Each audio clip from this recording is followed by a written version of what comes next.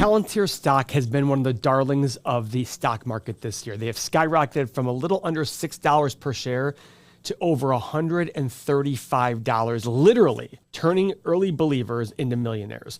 Now, CNBC's Jim Cramer is dubbing a certain defense stock as the Palantir of hardware. Could this be the next 20x opportunity? Let's dive in. Everyone's a buzzing. The next Palantir. You've seen the headlines. If you miss Palantir, buy the stock now.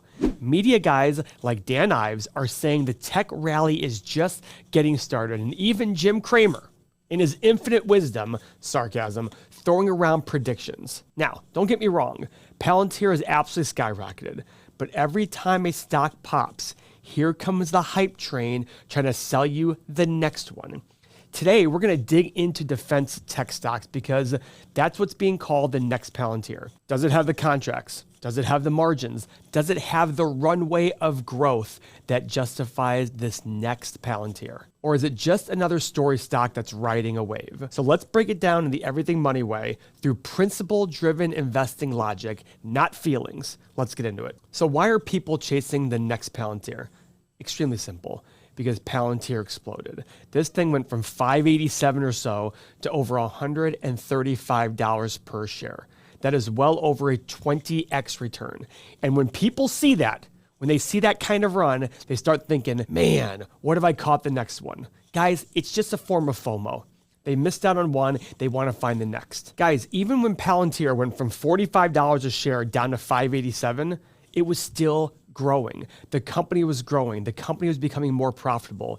It was generating cash and growing that cash at a much faster pace than people expected. It had those real drivers, massive government contracts, cutting edge AI tools, and they expanded into more corporate and private industry contracts. They weren't just talking about AI. They were using it to help the military and many companies and intelligence agencies make faster, smarter decisions. And just recently, they joined forces with Accenture to expand AI for the federal government. Guys, that's not just hype. Guys, that's a company that was relatively small and now has a huge engine behind it to push it to the next level. But here's the thing. Chasing the next big thing only works if you understand the business behind it and you buy it at the right time. And also, don't forget, guys, for every Palantir we hear about, we always forget the tattooed chefs, the Nikolas, the workhorses, all the ones that went to zero. Does that mean you can't make money as long as you find one Palantir? Absolutely not. But you got to have the stomach to be able to go through the ups and downs. And that's why understanding the fundamentals are so important. Because if the fundamentals are getting better, but the stock is falling, you realize as a principle-driven investor that in the long run, that weighing machine of the stock market will carry it through to the next level as long as you pay a reasonable price to start. Guys, I love the idea of finding the next big thing. Everyone does. That one stock that'll take $1,000 into $20,000. Guys, I saw an article recently where a guy said, hey, my wife put $100 grand into Palantir and it went to 1.5 million. Should we cash out and put a little money in our pocket? It's actually happened out there. It's the dream, right? The next 10x, 20x that makes you feel like a genius that you can brag about at Thanksgiving dinner. And the media knows it.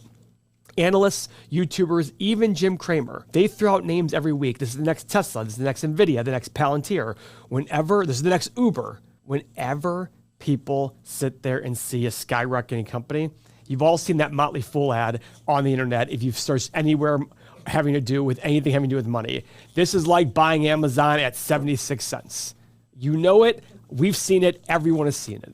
The problem is this hype machine can lead people to confuse potential and value with price. Just because a company might be great does not mean the stock is a great buy, especially, and this is very important to understand, especially if the market has already priced in that perfect future. So if you're new to the channel, or if you've been here, this is very important to understand. We have our principle-driven investing. These are our 5 ways of thinking about all investing, no matter what you're buying. And probably the most important one is the last one, the 5th one. A great story can become a bad investment if you pay the wrong price. So the next question should be, well, what's the right price? Well, another one of our tenets is every investment is the present value of all the future cash flows the company will generate. So the next job is to figure out, okay, what's a reasonable estimation of what that company will generate in the future? But before we get into that, and we will get into that here with this company, we will go break it down and sit there and see what is it worth based on our estimations. Before we get into that though, Jim Cramer, like I said, he's at it again. He is calling AeroVironment, and that is the worst effing name I've ever heard in my entire life, but it's been around since 1971. He is calling it the Palantir of hardware. Seems like a bold claim. He's pointing to their cutting-edge drone technology and counter-drone systems, real physical tools designed for modern warfare and border defense. Guys, think about it this way. The old days of sending troops in are becoming fewer and fewer. It is all becoming all about taking these unmanned drones and attacking very important sites that the enemy may have. This is why this technology and this company could be the next big one. Now, Palantir became a giant in defense software. Guys, Palantir has only been public for 5 or 6 years, but it's been around for 20 years. They became this huge defense software company, analyzing data, guiding missions, giving the military an edge through information. AeroVironment, they're building the hardware, the drones, the surveillance systems, the tech that can neutralize enemy drones. Cramer sees this parallel. Just like Palantir became mission critical for digital warfare, AeroVironment could be just as crucial in the skies, especially with the rising focus on these drones and the drone defense and offense. It's an absolutely compelling story. But again, as principle-driven investors, we've got to look deeper. We've got to make sure that the price the stock is selling for is not assuming massive growth that is unlikely to happen. Is the growth real? Guys, anybody can grow quickly in a short period of time. Are the contracts sustainable? What are the margins? What's the cash flow? Because remember, guys, just calling it the next Palantir doesn't make it one. We have to understand the numbers and see if that's possible. So before we get caught up in this hype about the next Palantir, let's take a step back. For anyone new to investing or just hearing about AeroVironment and their ticker symbol is AVAV, here's some background on what they actually do and why it matters. They build unmanned aircraft systems, tactical missile systems, high-altitude pseudo-satellites, and other related tech for the U.S. Department of Defense and its allies. What does that mean? Well, they make drones, missile tech, and eyes in the sky that give the military real-time intelligence without putting boots on the ground or pilots in the air. That saves lives. That decreases our costs in the military. They specialize in counter defense and destroying other drones. Their gear includes surveillance drones like Puma and loitering munitions like the Switchblade. These tools are extremely and increasingly vital in modern warfare, especially with rising geopolitical tensions that we've seen in the last 4 months. And their growth reflects that. Earnings are up 274%. Revenue jumped 40% last quarter, and their backlog of orders nearly doubled to over $726 million, an absolute record. Now, they're planning on raising $1.35 billion through stock and bond offerings, fueling even more expansion. But remember, when they offer that kind of money through stock, that's going to dilute owners. That could be okay as long as their growth justifies it and goes above and beyond that dilution. Let's go to an extreme. Let's say they took that $1.35 billion and they were able to generate an extra $20 billion in revenue from it and an extra $4 billion in profit. That would be worth it. And this is where novice investors need to focus. Don't just chase the headline like Palantir of hardware. Understand the business. AeroVironment has real products, real demand, and a growing footprint, and they've been around for a long time. But is the price right? Is the growth sustainable? That's what we're here to figure out. So let's take a look at the stock. Guys, the company is down 5% today because of this offering. So this is a $7.6 billion market cap business, okay? They did $820 million in revenue. That's selling for 9.26 times price to sales. Guys, that kind of metric is usually held for software businesses. But if the company has a lot of growth potential, it deserves a premium. You can't just look at two companies and say they're exactly the same, especially if their growth numbers and their profitability is very different. They're very different things. Now, one thing I want to make note, $7.6 billion market cap, $7.8 billion enterprise value. For those who are new, I'm going to go through a lot of metrics here, and you're going to look at this going, oh my gosh, this is a lot of new stuff. Trust me, I get it. But I assure you, if you're able to make it through this video and other videos, and you're able to understand these, you will understand more than 99.5% of the world in finance. I can absolutely guarantee you that. Now, guys, to assist you in that, we have our key metrics PDF. What we created was a PDF absolutely free that goes through all the metrics that matter and explains them. That way you can have it as a reference point. So even if you're new or experienced investor, it's all about having an understanding of what we're all talking about together. I talk about the same things over and over, so it's important that we have the same foundation. Click the link below. We will email you our free PDF immediately within a matter of minutes, and you'll be able to keep along, study them, and understand these for the future. One thing I've noticed when we look at our data, when people understand our videos, they watch forever. We have so many dedicated followers because once they understand the data, they're able to wrap their heads around everything. And when they're on their own looking at our software, they're able to look at things without us guiding them all the way through. So please download it. That way you can have a better understanding. So back to this. Why is this important? When enterprise value is very close to market cap, it essentially means there's no debt here. It's incredible. That's a lot like Palantir. Palantir's enterprise value is actually lower than its market cap. Now, profitability, not there. Free cash flow, not there. Very different from Palantir. Palantir has tons of free cash flow, not as much net income. Right here, they're not that great here. They have more free cash flow in the last 5 years than 5-year net income, probably because of investments. Now, guys, 38% gross margin. Now, why does this matter? Well, Palantir's gross margin is like 90% or something crazy. It's a huge number. It's like 80-some%, something insane.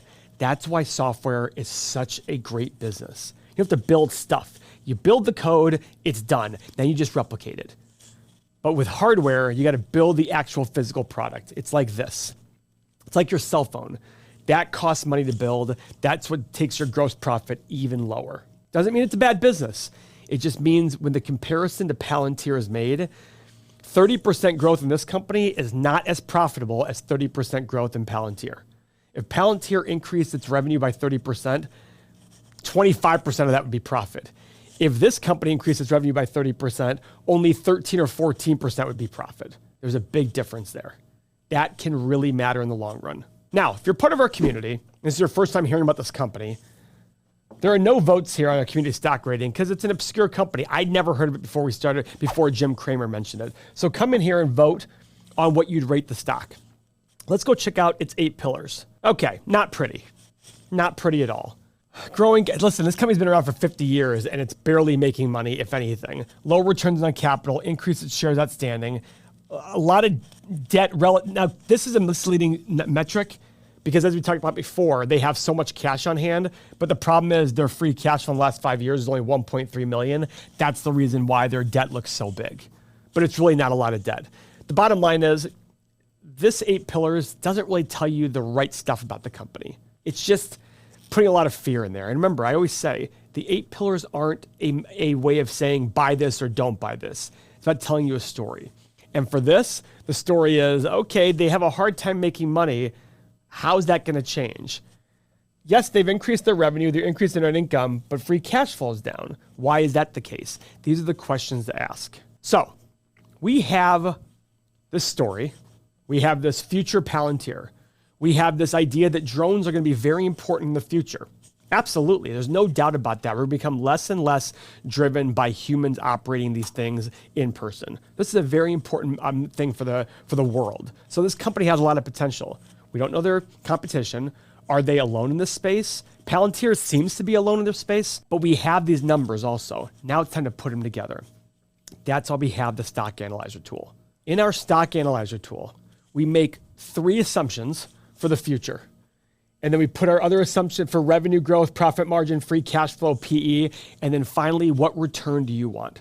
This is how we put it all together to decide what's the right price to pay. So the hard part about this company is we don't know what the future holds. If you remember back in the early 2000s, everybody says that Warren Buffett was against tech. And they're like, oh, look at what a hypocrite he is. Now he's in favor of tech. That's not what he was saying. What he was saying is this internet stuff and this tech stuff is way too new for me to be able to say, what is the future going to look like? Because one of the most important things he wants to do is actually our third tenet of principle-driven investing. If you don't understand it, don't invest in it. That's what he was saying. I can't understand what the future profitability looks like. I don't know what that's going to be, so I can't invest in it. Now, with this company, do we know what the future profitability might be? Well, guys, they've had a hard time making profit. These are the profit margin and free cash flow margins over the last 1, 5, and 10 years. Very difficult. Are they really going to only make 5% profit in their best year? I don't know. But let's put some numbers in to get an idea. The good news is their revenue growth has been pretty solid. 10-year numbers is 13%, 5-year number 15.75, 1 year 15%. So let's see here, and let's put 7, 15, and 22% revenue growth. Profit margin, let's do 3, 7, and 11. Free cash flow, I'm going to match free cash flow because in the long run, free cash flow and net income profit margin should be very similar. What's the PE for this company? Don't go on today's PE. Guys, I don't know. I'm going to say 13, 16, and 19.